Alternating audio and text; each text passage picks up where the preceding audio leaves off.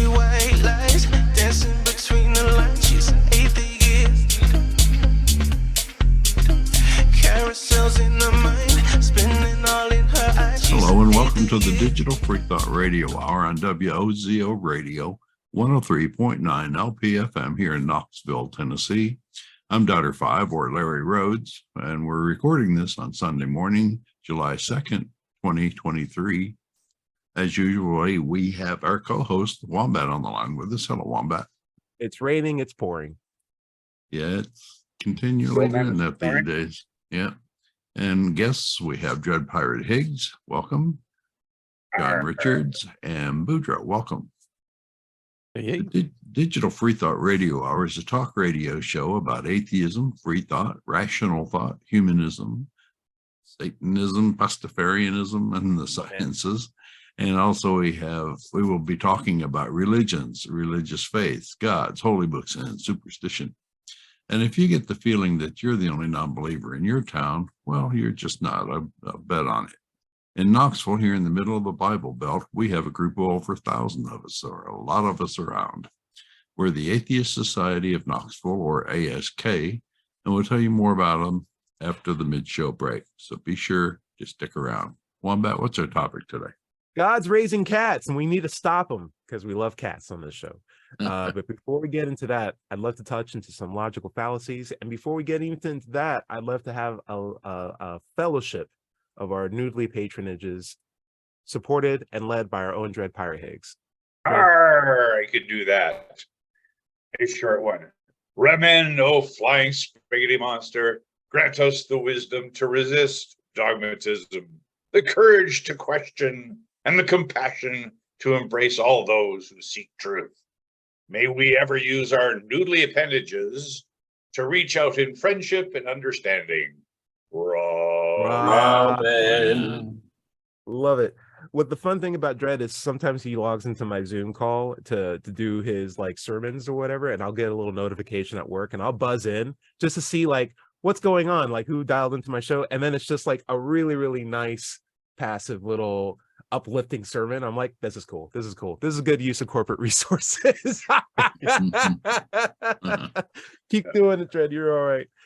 Dread, I wanted to do a quasi double introduction roundtable on a topic on logical fallacies. Do you have a logical fallacy that you like to bring up? Yeah, actually, I've uncovered one, and because it's timely, because in British Columbia we have a lot of unsettled treaties with Indigenous peoples. There's a lot of different tribes here in British Columbia, and unfortunately, there's an appeal, which is kind of like the naturalistic fallacy, right? Where nature is, everything in nature is good and all things science are bad. But it's called the Indigenous fallacy, and it refers, and I'll just read this out, it refers to a logical fallacy that occurs when a line or an argument or line of reasoning relies on essentializing, generalizing, or stereotyping Indigenous peoples or cultures. It involves making unsupported, unjustified assumptions about the beliefs, values, behaviors, or characteristics of Indigenous communities or individuals based solely on their Indigenous identity. And where it can be employed is it can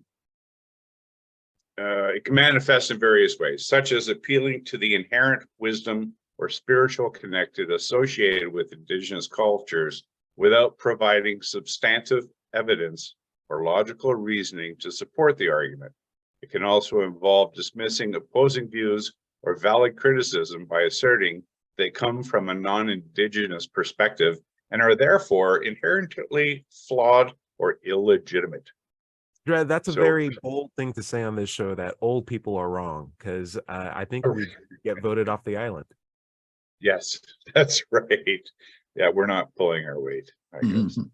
In a nutshell, that sounds basically like people want to rely on old traditions to do stuff that we already know science has better solutions for. Is that unnecessarily curt or accurate? What do you think?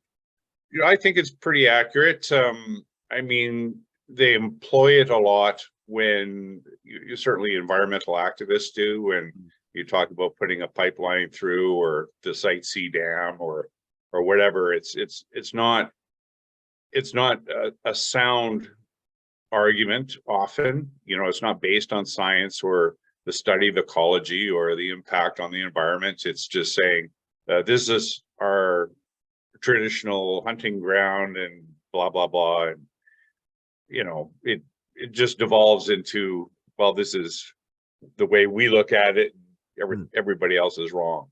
Let's get some other ideas. Larry, you made a weird face when Dredd said everything in nature is good and science is bad, as far as describing a viewpoint of those who would use the natural or indigenous fallacy. I wanted to see what you were thinking when you heard that. It just kind of struck me as weird, because science is at its base of the study of nature. I mean, we're using the tools that we develop through using our intellect to study what makes the world, what makes the universe, what makes things that we find in nature. And the great thing is, everything that we use to study that comes from nature. There's nothing supernatural about the tools of science. So truly, science is just nature looking at itself. Thinking about itself. Yeah. Right. There's nothing wrong with that. What do you think, John? Well, where this goes wrong is when the manufacturers of products propose that they're natural in the expectation that also means good.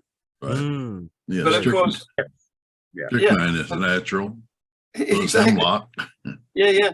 And what is it? The worst bacteriological poison ever. That one thimbleful could kill. What's that one? Botulinus toxin. Yeah. That a thimbleful could kill the entire population of the planet. If distributed fairly. So what you can't do is equate natural with good.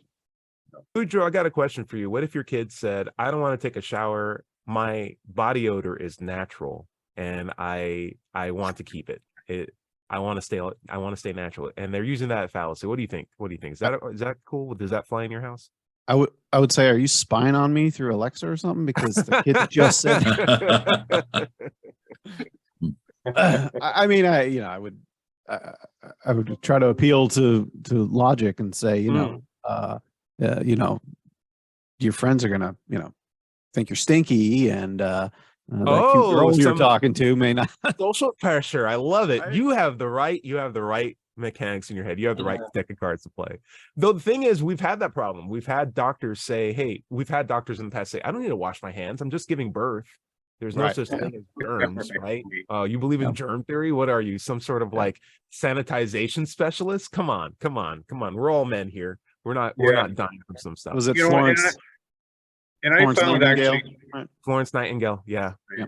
Go ahead. Well, and there was a big problem here in BC. I'm sure it was around the world, where healthcare practitioners, nurses, and stuff like that, who did not believe in the vaccination, felt that they were unfairly punished for not getting vaccinations and expecting to be working with patients in a hospital. Right. I've talk about crazy fallacy. Yeah. And the sad thing is, it extends even to today, because we've had that whole vaccination issue in around the world, but mostly in the US. I won't give that baggage to the British or to the British or Canadians. Hey, count the Canadians in. Count the Canadians in, because yesterday was Canada Day, and we had a pretty big flush of people in their big pickup trucks with F. Trudeau, which is our prime minister, and stop the mandate and freedom and blah blah blah. So yeah, Canadians can be pretty messed up. I'm sorry, that's trickling up. That has to be trickling up. We need to protect Canada. You guys are our last bastion in case the Republicans take office again. So build a wall. Don't tell them that. Don't tell them that just yet, John. John, love to get your idea on the indigenous fallacy. As a representative of a former world global empire, How what is your take on the idea of, we got to listen to indigenous people? They have some points. Well, definitely. We went about the world doing good. I mean, if it wasn't for us, most of the continent of Africa wouldn't have the Bible. We gave that to them. It's very true. They made a lot of houses out of it, so it's absolutely important. That and tea, it's Yeah. all right, guys. I hope everyone's doing well. I had a weird dream, and I bring this up because I was only awake. I was only asleep about 10 minutes ago, and I thought, what a great topic to bring this up. Early this morning, I woke up with a really great experience. I had my cat on my chest, and he's just sleeping, purring, snoring, or whatever he does, having a good time. And I'm like, what a great bond that we've got. And I automatically made me think, oh, what if I was God? Yeah, what a leap. Yeah, it's just the natural extension of this. Like, what if I was God and my role was to protect care of cats? Like, aren't I doing so much of a better job already compared to like God protecting humans? And I thought, that's not fair. My Christian hat guy says that's not fair because God and human mortal are vastly separated compared to human mortal and their pet cat. And I'm like, well, if that's the case, why isn't there a better relationship or a better bond or an actual, connection between us rather than this book and this idea of a God that I got to reach out to?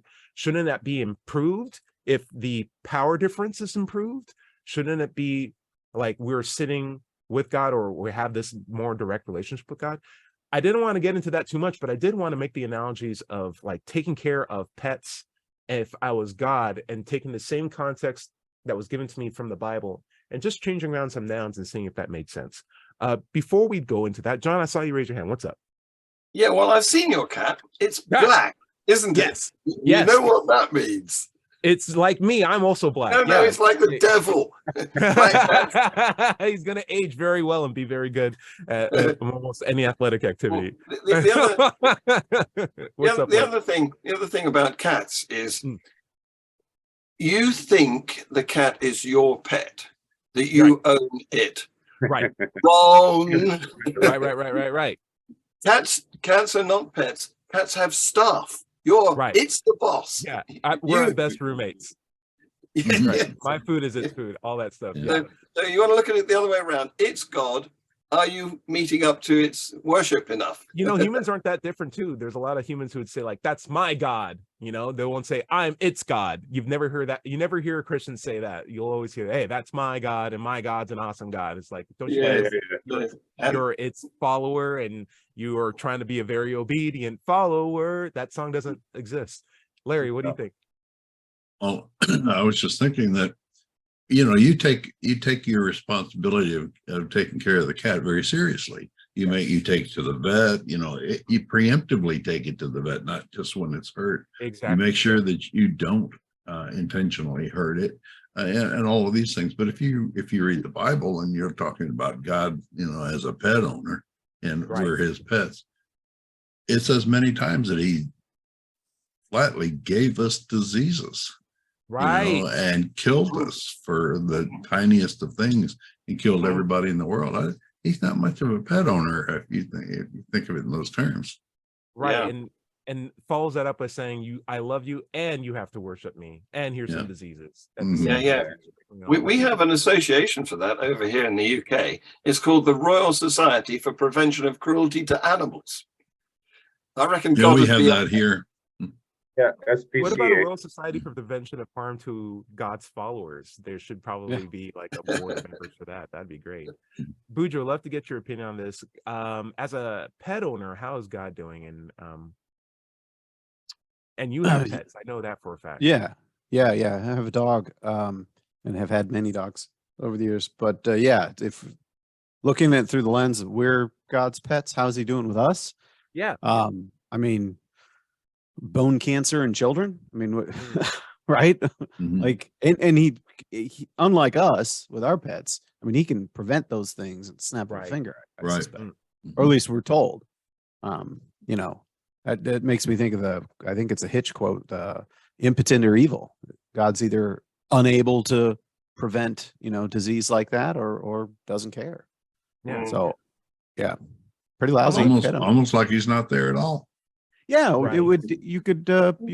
That's exactly how it would work if he didn't exist. Now hold on. What if that's intentional? I'm putting on my Christian hat. What if that's intentional and he left us to our own Then devices? he's much worse than a cat owner.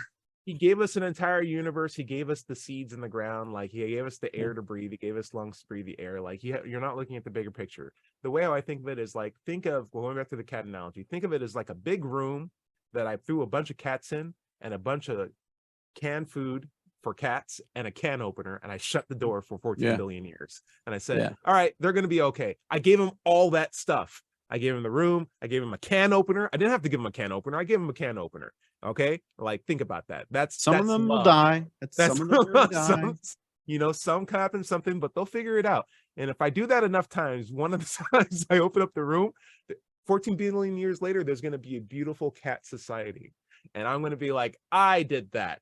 I am so cool. Look at what I made. All those cats owe their lives and existence to me. I demand to be worshipped. And if they don't, I will start burning them for eternity. Don't you know that's the premise of Cat in Red Dwarf, the television series, Red Dwarf? Yes. Yeah. That Lister, put the cat, and eventually over millions of years, it became a cat human. And it was a pregnant cat that eventually came up with that's right, an evolved human-shaped cat person, and he was super cool. Lister and the cat got so along; it was great. One of the best friendships on TV. It's really great. Way more cool than my actual cat, but like also very cat-like in his demeanor at the same time too. It was great. Great suits also. Where did he get them? I don't know. But the idea of like, should I, as a pet owner who locked my pets in a room for an inordinate amount of time with some food and opened it up and found out they had a whole society, and I should be, oh great, hey, you guys are awesome. By the way, now I'm going back to the creation story. I threw in some poison cat food at the same time too, and I had like a secret agent cat go and say, you should eat this poison cat food, and if they eat the poison cat food, then I get to be angry at them and I get to punish them because they've sinned against me. Isn't that great? Isn't that like that's great? Awesome plan? Like they had, I should make it as easily as possible to eat that canned poison food, and they do. I also there in the middle of the room. Right. It all falls together. I think this all makes sense. The idea is, why am I pulling this up? When you are exposed to a certain narrative, regardless of how extreme or untrue it is, let's be fair. You turn to accept the untruth of it because it's marketing, it's propaganda, it's how our brains work. If we see a pattern enough times, we begin to rely on it, regardless of whether it's true or not. Because we like consistency more than accuracy. It's one of the faults of human thinking. And when we are exposed to a narrative over and over again, we don't judge it as harshly because we just accept that it's true. But when you take that narrative and you just put it in a different framing, if you say, hey, God taking care of cats in a room versus God taking care of humans in a Eden, right? And there's a poison apple versus a poison canned food, you immediately know, why would you give poison? Why would you set these people up for failure? Why would you put a trap door in paradise? Why would you put a secret agent cat who can communicate with the other cats and say, eat this poison food if you don't want them to eat the poison food? Why would you punish them for something that you were clearly planning to do from the beginning and blame them for it? None of that makes sense. Like, true, because that's the exact same context of what we have in the Bible. It's one of those situations we just don't really, or I think as atheists, we connect the dots. We can be so aware of it, but it's frustrating when you've already indoctrinated yourself with the narrative, not giving yourself any credit. And other people won't see it, just simply won't see it. Right. And actually, part of that is like what they call the outsider test of faith, right? Yes. Is that you actually turn your view on your own beliefs in order to have an objective perspective. Yes. To evaluate them objectively instead of being comfortably ensconced in them and saying, well, you're crazy. I'm not, clearly. Right. You're crazy. I'm not. Right. Like, learn to give and take advice. That's the two important things, not just one or the other. Boudreaux, what do you think? It made me think, and I don't know if you guys have this feeling as atheists, but there's there's a feeling of clarity that I have in thinking of any of these. We've had countless conversations like this, pointing out odd things in the Bible, strange things, with religion, accidents of birth, and all the rest of it. It seems so obvious to me looking at from the outside, and it feels like my mind's just super clear. And that's one of the things about being an atheist and finally admitting it, at a young age, just kind of like, yes. You felt just like, okay, now I don't have to do all these gymnastics in my head to make these things make sense. Yeah. Well, I agree. I agree with Pedro, because I've never been indoctrinated with any religion. So I've always looked at these things from a dispassionate point of view. And it seems to me that the stories in the Bible are self-evidently stories. They are constructed like you would if you were writing a syndicate series in Hollywood or for Netflix. Or nursery rhymes. Yeah. What you want is events. Every so often you've got to have another event, and so it would be very boring if everything went right. You've got to have the poison apple. You've got to have the flood, otherwise who's going to be interested? Yeah. The flood's an interesting one. Yeah, but all that takes place in the first book. What's left? Just putting forward a bunch of rules. Yeah. Right. That's why. No, does anybody read beyond Genesis? I don't know. I've read the Bible twice, but it's not a fun read. Like it's like an action movie where all the action happens at the very beginning. It's like it's a Tarantino movie in reverse. All the action's at the beginning, and then the rest is just people talking, and you're like, what's going on here? There's no buildup. It starts with the climax, and then you're just like, And the horrible thing about it is that there's no plot development. There's no character arc. Right. There's Jesus, for instance, is the most boring character you can ever conceive of, because he doesn't grow, he doesn't change. He's just almost like Luke Skywalker. Fattest guy there is. At least the new trilogy gave him a kind of an arc. I'd appreciate that. Yeah. Well, at least Luke Skywalker had some sort of romantic interest, didn't he? Oh no, his sister. With his sister. Yeah. That's fair. Oh geez, guys, such a great number of topics. The idea of the flood is an interesting story, or an interesting parallel, because if we were to take it out of its context, if I go back to my room of cats and I open it up and there's a cat society, and they don't know who I am because they haven't seen me in billions of years. The generations that have heard stories of you. Maybe they have their own stories. It's all conflicting. I gave no evidence. Well, they change over 14 billion years. Yeah. And so I say, okay, if they don't want to worship me, instead of me just going to all of them and showing them that I exist, I'm just going to go to my favorite cat family, and be like, you need to build a giant, what's the equivalent for a cat house, a big climbing tree. Build a big climbing tree, because I'm going to flood this entire room with water and drown all the other cats. And that cat is like, oh, please don't do that. I'm like, oh no, I got a plan. Get you and your family and get them on here, but also get like one of every other kind of like non-cat animal that's seems to evolve here. Put them on this climbing tree, because I'm going to drown everybody. It's like, but there are baby cats, there are kids. It's like, I don't care about them. It's just you. Just get them on the cat tree. You'll be all right. And he does that and kills all the other cats. And I'm like, and I'm so happy that I did this. I'm going to give you guys like a nice rainbow colored tinsel. I'm going to hang it up on the wall. That's for you guys. Good job. I killed all the cats except for like this one family and one of every other animal. And here's your reward. Here's our little rainbow tinsel. That's a great story, guys. It definitely is. Yeah. Well, of course, if you were the god of some cats, those who followed you would obviously have to think that you are perfect. That's great. And think of all the genetic problems you're going to have because of repopulating the entire world with incest in one family. And then I'm going to make incest illegal afterwards. I put a little thing that says incest is okay for a period of time, and then I'll make it illegal again. So and don't eat pork. That's my pork. It's my food. Yeah.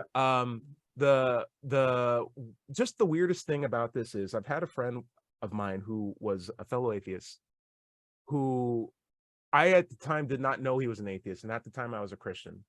And Bujo, you were asking, this feels so obvious, and in my mind Christianity felt so obvious when I was a Christian. Sure. And it was so obvious to the point where I just said anyone who didn't understand was just corrupted or was misled. And that's why they have all these, confusions or seemingly happy freedom. They're not living the trial that I'm living through, because God's given me a test. And the apprehensions that I feel, the loops that I have to jump through, that's God's test. It's an affirmation that he does exist. Like all that pressure I put on myself is proof that God has his finger on my shoulder and is watching me every day. But when I had my atheist friend at school, this is like in middle school, his name was Joel, and I brought this up a long time ago. Someone asked him, "Hey, what's your religion?" And he's like, "I don't have one." And they're like, "Why don't you have one?" He's just like, "I'm just doing my own thing." And in my head, I was shocked because I never knew what other atheists looked like. That was the first one I met. And it stuck with me. I didn't think at the time, oh, he's right. I didn't think, oh, what a cool guy. I just thought that was an option. I didn't even know that you could do that. I was just like, that's so weird. And so from middle school to high school to college, I met more atheists. And finally, when I was taking my ethics classes, I would decide to look at the Bible more critically. And it was just this walkthrough of understanding, okay, I'm not with this religion anymore, but I don't want to call myself the A word. But I have so many good examples of A words that I know. And I went online and I saw some YouTube videos and realized after getting like a Atheist for Dummies book that I fall into this category whether I wanted to or not. And it was just an issue of learning that accepting it. Yeah, the issues that I had with this term was given to me by the people who were religious. Yes, or nothing with the term itself. Yeah, when you're very young in America, a lot of places you're raised not to be exposed to the full menu of options that's available to you. Right. You're in your bubble. Yeah. There's an interesting parallel, if I may quickly share it. Christians, of course, have framed the whole abortion issue into pro-life and pro-choice. Right. And that's a false I had suggested that in order to change that, we just changed the framing of it to say pro-autonomy and pro-ideology. And that would take it out of the Christian hands and put it in the hands of secularists who actually look at it, if they're looking at it from that perspective, in a much more realistic way, because those are the issues at hand, is whether or not people have autonomy or whether they're making choices based on ideology. Let's touch on that when we get back, because I think it actually falls into the indigenous fallacy, and we can. Larry, what do you think? Yeah, this is the Digital Freethought Radio Hour on WOZO Radio, 103.9 LPFM here in Knoxville, Tennessee. We'll be right back after this short break.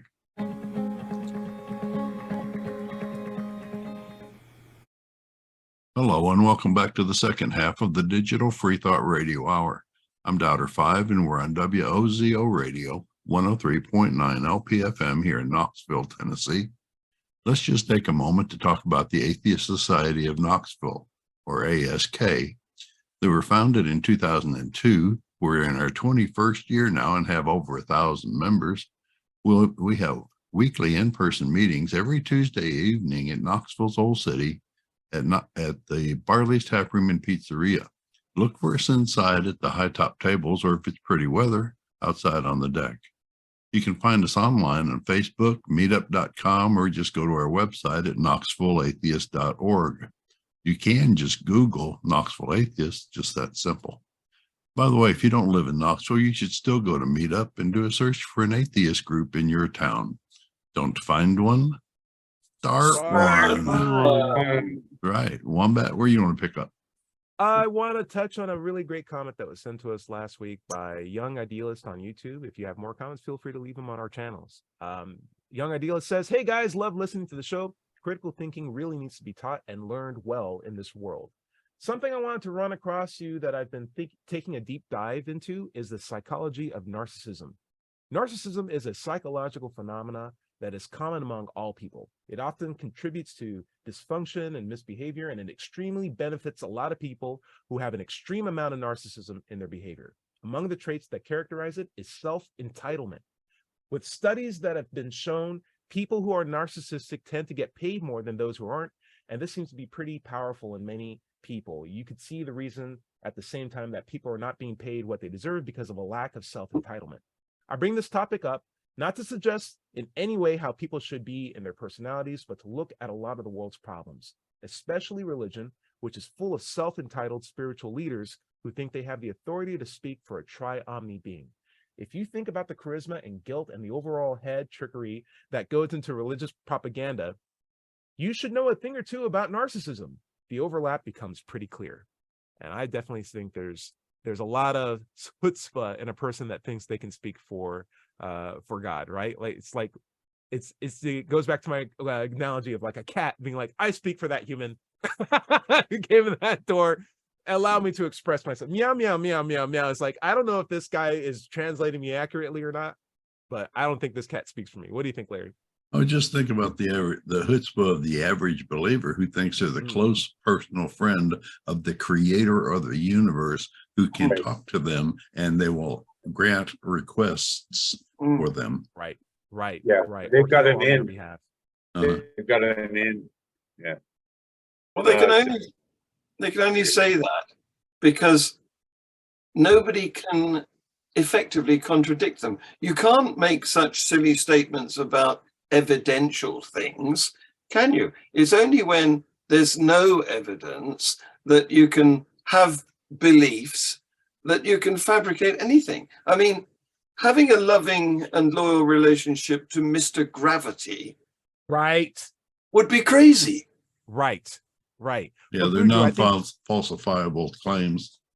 Boudreaux, I think you said this, Thank you. that which is proposed without evidence can be dismissed without evidence. Yeah. Who's our guy on that? It was a Hitch quote again. Yeah. that's Hitch quote again. That which can be asserted without Hitch- evidence can be dismissed without Hitchens razor. And it's Yeah. not up to us to Yeah, find it's- evidence to counter the claim that someone speaks for God. It's for someone who brings that proposal up, because that's shifting the burden of proof, isn't it? Yeah, definitely. John Richards, you wanted to make a pun. Go for it. Well, you brought it back in, didn't you, by talking about these cats? What did you just say? That You're their my god. holy followers. Yes. You're their god, and you wanted to treat them properly, or something like that. But As biblically accurate as possible. Yes. yes. So I want to point out that cats are predators, and if you are forbidding them from eating pork, I'm wondering, does that include guinea pig? What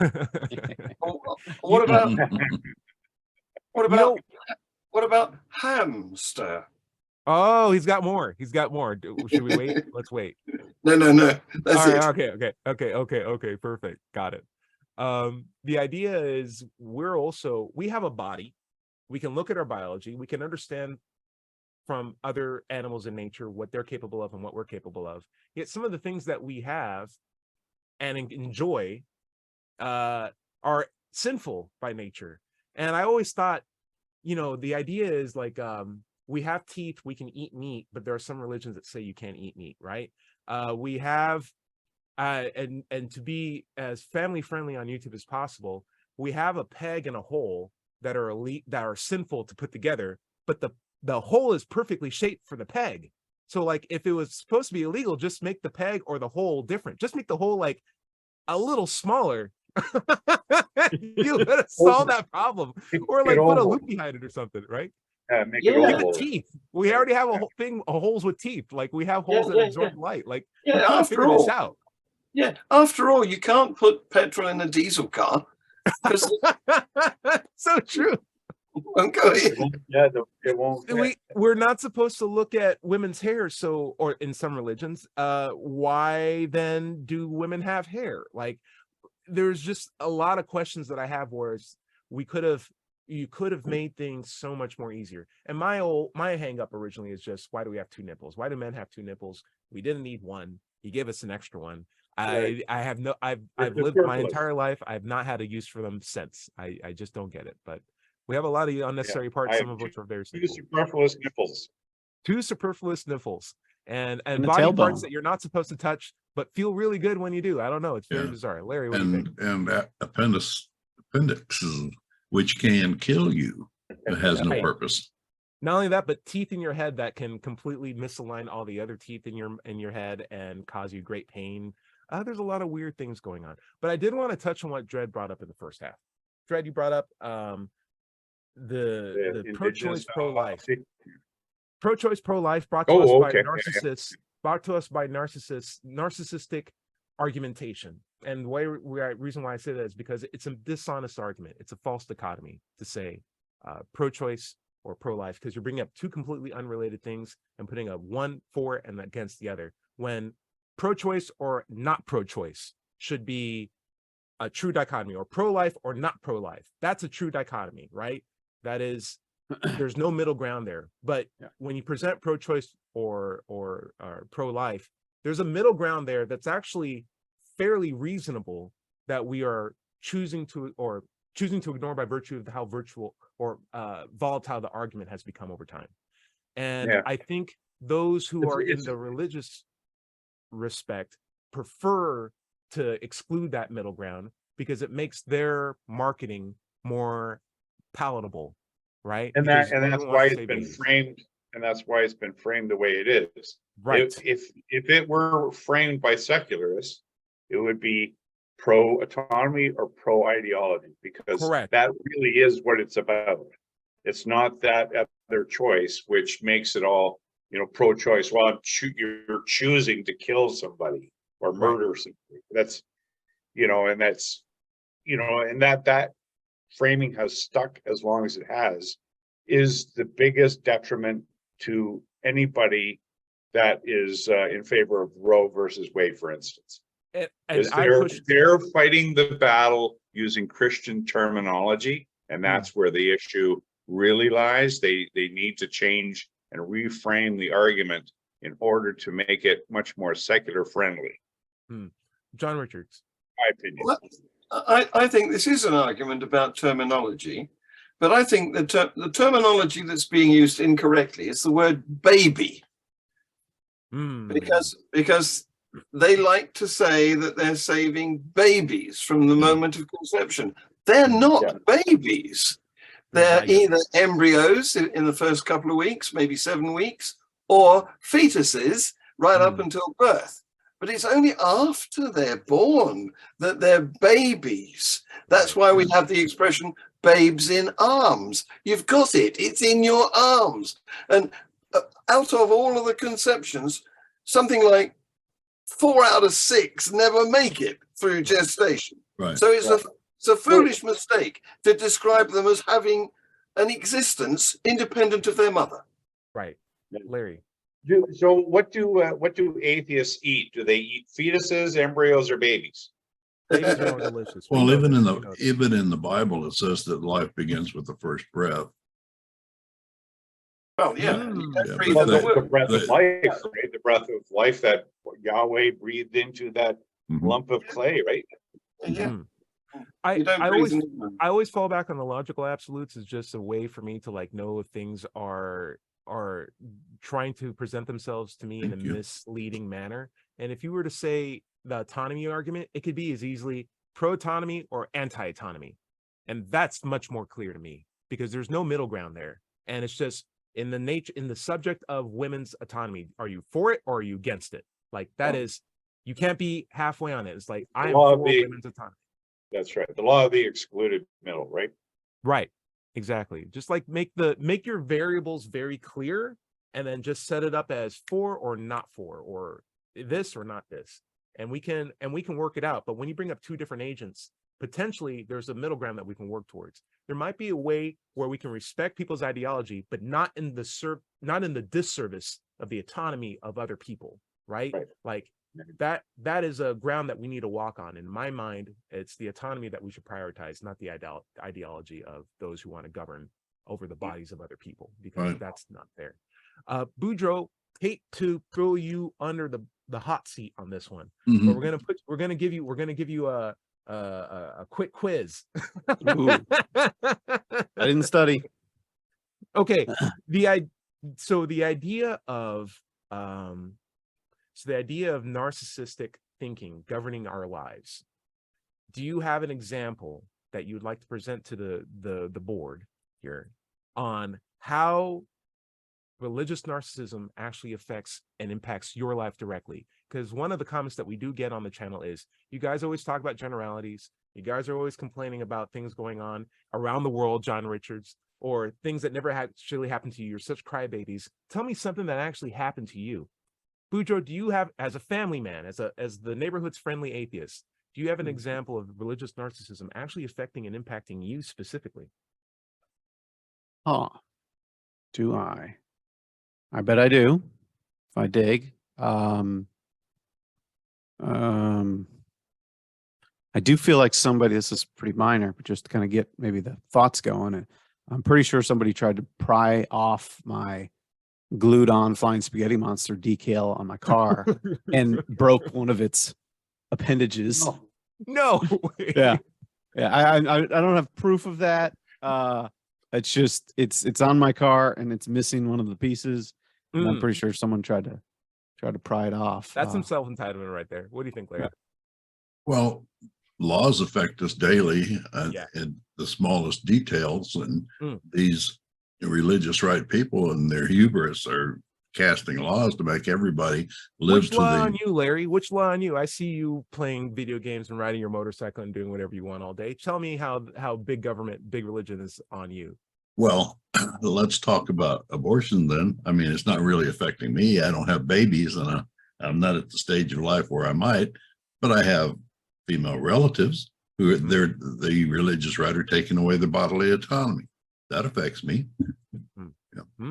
Okay. Yeah, maybe I'll just piggyback on that and say my example would be I feel like my daughter has fewer rights than my wife had, at this point. So Very good point. I was also reminded of the story that you brought up with the coach who came up to your daughter and was like, what's your situation? And religiously, and the daughter's just like, I'm an atheist. What's your problem? That coach is like, we need to talk about this. Like, no, we don't. Hey, to be fair, maybe to kind of full circle on it, you remember Sure. I mentioned, and we should get to Dredd. I know he's being patient. I'd mentioned we were worried that she was going to be adversely affected by it, by starting, playtime and all that. But she successfully made the top team for the next season. So I feel like there's no issues with that. Deal with it. So now the coach has to deal with the fact that he can't thank God for every win because he's got atheists on his team scoring goals for him, making passes. That'll break him down eventually. Dredd, what do you think? So, well, as you know, I have been dealing with the ongoing issue of trying to be photographed in my official ID wearing my tricorn, my symbol of my religious affiliation with Pastafarians, and of course have been stonewalled for this is coming up on 7 years now. 7 years I've been doing this. The most recent defeat was in filing a complaint with the BC Ombudsperson, the office, which is, subsidized by the government and taxpayers, where they said they found no administrative errors in the application of these policies. And it was so glaringly obvious that the person who had been assigned to investigate, to do the pre-investigation to see whether or not they were going to even investigate it, had come to a conclusion based on the content of my faith, and had decided, well, I'm just looking for the facts that will support my conclusion that this is not worth investigating. And so I complained, and that person has been reassigned. Nice. And yes, Justice. But this is all under the cover. This is Very all cool. under the cover. So there's a new guy on it, and I wrote a lengthy piece, and then I consulted ChatGPT. Good. And I said, compose a sound legal argument to support my wearing my holy headdress in my photograph, and it did it, and it was great. amazing. Don't be surprised. So anyway, I included those as attachments in my response, and I'm waiting to hear back from this fella. but I've also consulted I've also CC'd my minister of one of the ministers of the Legislative Assembly for my region. And I know this fella personally, a good guy. So he said, because I told him I had something to talk to him about, and he says, well, yeah, write me. So I sent him the whole package. So, and I'm now at the point of hiring a lawyer. Good. I've got a very good lawyer. She's on the TV all the time for other cases. Like, she's the hottest lawyer in Vancouver right now, and she's my lawyer. Keep it cool. up. Yes. Keep it up. Keep it up. Excellent. Yeah. I want to throw out John Richards. You're a lifelong atheist, former president of the Atheist Society, of basically the world leader of chaos. So clearly religion has never affected you particularly, so personally. So yeah, you're completely untouched. Well, what's your problem? Well, it isn't my problem. It's how I observe. I'm like the visitor to the zoo, and I don't like to see the animals being abused. And you saw my cat house. Oh yeah, I love it. Yeah. You say it's like a zoo. For me, for people who have been zoo animals and realize they can get out of their cage, it's like an episode of The Twilight Zone where you are mystified that you are at a place where you used to be, and you can see people happy there, knowing that they might be happier out. You may not know that, but you do know that whatever confines that they put themselves are of their own design, and you desperately want them to free themselves, but they are ultimately either blinded or in a position where they can't, due to like the stability of their current lifestyle, or want to but lack the tools needed to get out. And you want to be able to help as many people. It's like a deeply empathetic position to put yourself into when you see your friends and loved ones in there. And if I were to say anything that affects me personally, the how religious narcissism has affected me, it's Black culture is steeped in religious tradition. Yeah. And when you are a Black atheist in the US, the number of outlets that you have to go to dramatically decrease. And that goes from older family members who don't have a way to contextualize your problem in a secular fashion, or leaders in your community who often may be religious and will like to recommend you to their pastor, or even like just the lack of secular representation in Black communities is largely at least for when I was growing up, non-existent. I had to work really hard to get in touch with like Mandisa Thomas, from who runs Black Non-Believers, and met her a couple of times, made some in-groups with groups on Facebook, but it's a sparse group to find people who think like you, who also look like you. And I can't tell you how important it is to have something like that, just for you to feel even less paranoid when you step out of your religious circles. It's nice to have a community there that understands the nature of looking like how you do and also not believing at the same time too, because there's a lot of assumptions that come with that. Really good person. Not only have I never been tainted by religion and not look at it as if I'm a zoo visitor, but also if religion ever does die out, there's nothing for me to gain. I mean, what would I report on in Global Atheist News? Where'd all my subscribers go? Where'd all my patrons go? What would we talk about in Views on the News, eh? I'm out of a job. Oh, yeah. I think Sam Harris would be like, oh, who can I sell my boring audiobooks to? Oh, my God. This would be terrible. Exactly. Why do you think he's boring? He has a very weird way of talking. I don't either.